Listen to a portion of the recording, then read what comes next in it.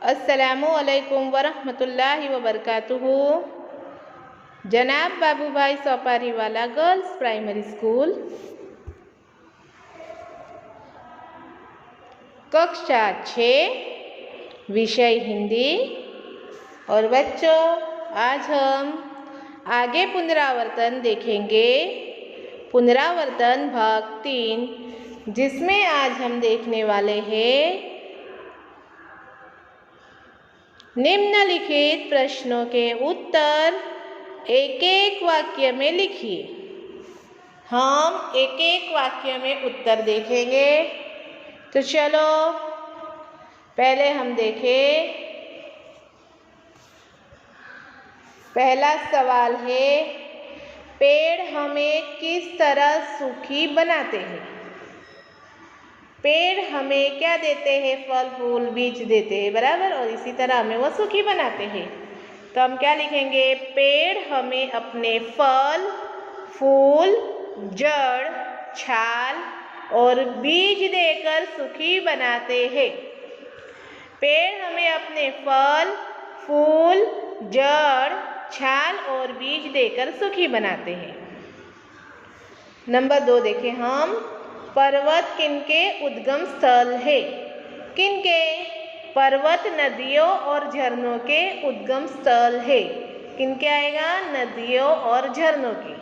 पर्वत नदियों और झरनों के उद्गम स्थल है। आगे हम देखें, नदी की क्या विशेषता है? चलो बच्चों, हम ये सीख गए क्या है। नदी जो होती है वो अपना पानी खुद पीती है? नहीं पीती है, वो यही उसकी विशेषता है। तो हम जवाब में क्या लिखेंगे? नदी की यह विशेषता है कि वह अपना पानी स्वयं नहीं पीती।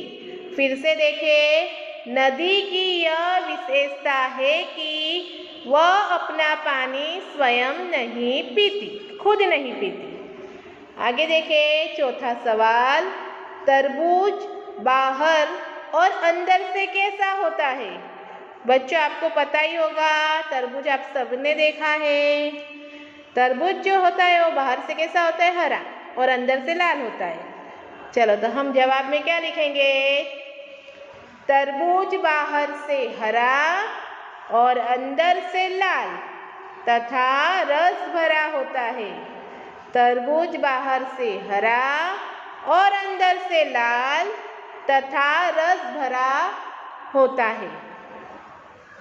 आगे का सवाल देखें, प्रत्येक हाथ के कितने सेवक हैं?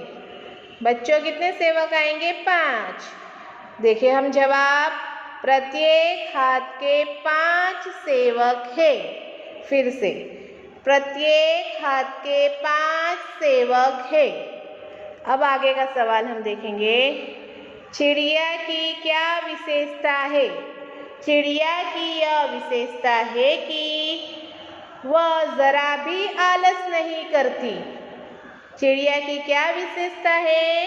कि वह जरा भी आलस नहीं करती और हमेशा कुछ ना कुछ करती रहती है, बराबर। फिर से देखें, चिड़िया की यह विशेषता है कि वह जरा भी आलस नहीं करती और हमेशा कुछ न कुछ करती रहती है।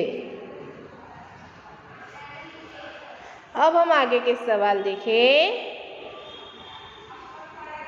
राजा भोज प्रजा की कठिनाइयों का पता कैसे लगाते थे? राजा भोज क्या करते थे? स्वयं खुद घूम घूम कर प्रजा की जो कठिनाइयाँ होती थी उसका पता लगाते थे। तो देखिए हम इसका जवाब, राजा भोज स्वयं राज्य में घूम घूम कर प्रजा की कठिनाइयों का पता लगाते थे, बराबर। फिर से देखें, राजा भोज स्वयं राज्य में घूम घूम कर प्रजा की कठिनाइयों का पता लगाते थे। आगे देखें, किसान ने हल में पत्नी को क्यों जोता? किसान ने हल में पत्नी को जोता क्योंकि उसका एक बैल मर गया था। क्यों जोता? क्योंकि उसका एक बैल मर गया था और नया बैल खरीदने के लिए उसके पास धन नहीं था। इसीलिए किसान ने क्या करा? पत्नी को हल में जोता। चलो अब हम आगे का सवाल देखेंगे।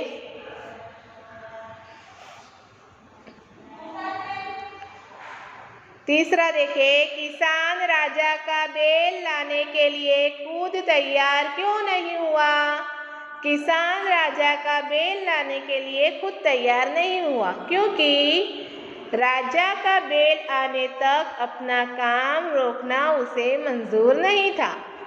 किसान जो था वो अपना काम रोकना नहीं चाहता था, इसीलिए वह राजा का बेल लाने के लिए तैयार नहीं हुआ। आगे का देखें, रानी ने किसान की पत्नी को दोनों बेल क्यों दे दिए? रानी ने किसान की पत्नी को राजा के दोनों बेल दे दिए। क्यों दे दिए? क्योंकि उसके किसान का कमज़ोर बेल राजा के बेल के साथ नहीं दे सकता था। किसान का जो कमज़ोर बेल था वो राजा के बेल के साथ नहीं दे सकता था, इसीलिए। समझ में आया? आगे का सवाल देखिए, राजा भोज किसान से मोती क्यों स्वीकार नहीं कर रहे थे? राजा भोज किसान से मोती का स्वीकार नहीं कर रहे थे क्योंकि उनके अनुसार वे मोती किसान के खेत में उगे थे और इसलिए वही उनका सही हकदार है। कौन हकदार है? किसान ही हकदार है, क्योंकि वह मोती किसान के खेत में उगे थे, इसीलिए कि राजा भोज किसान के मोती स्वीकार नहीं कर रहे थे।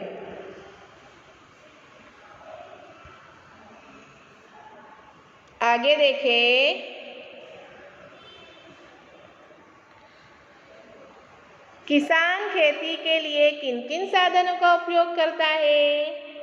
किसान जो है वो खेती के लिए बेल, ट्रैक्टर, कुदाल, फावड़ा, हंसिया आदि साधनों का उपयोग करता है। फिर से देखिए, हल आपको पता ही होगा बच्चों, बेल, ट्रैक्टर, कुदाल, फावड़ा, हंसिया आदि साधनों का उपयोग करते हैं।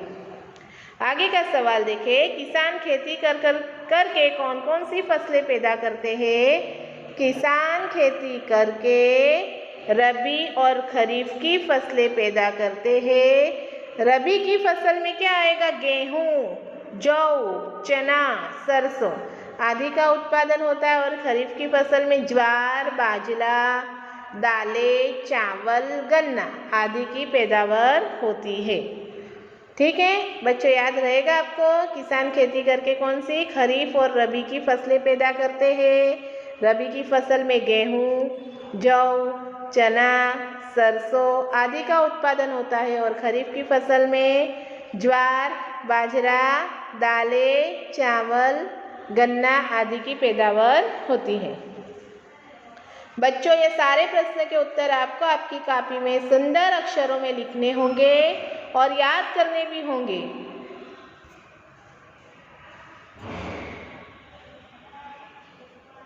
Thank you.